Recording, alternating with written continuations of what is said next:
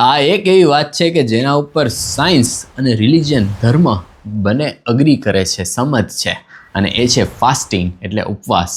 Research દ્વારા જાણવામાં આવેલું છે કે જ્યારે તમે ફાસ્ટિંગ કરો છો ત્યારે 12 કલાકે તમારું ઇન્સ્યુલિન છે એ ઘટે છે અને ફેટ બર્નિંગ છે એ શરૂ થાય છે.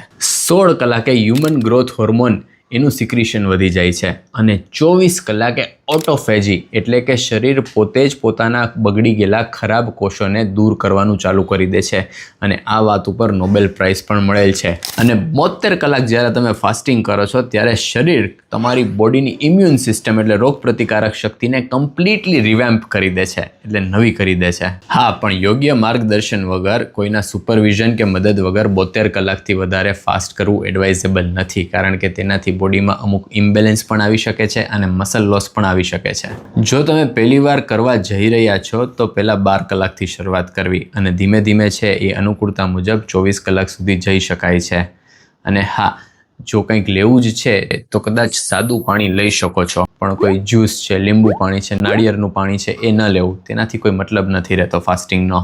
માટે જો વજન ઉતારવું છે કોઈ પણ ડાયટ વગર, સાથે સાથે સારી સ્કિન જોઈએ છે, શરીરની રોગપ્રતિકારક શક્તિ વધારવી છે અને દિમાગને પણ સ્ટિમ્યુલેટ કરવું છે, તો તમારા ધર્મ કે માન્યતા મુજબ ફાસ્ટિંગ ચાલુ કરી દો, ફાયદો થશે.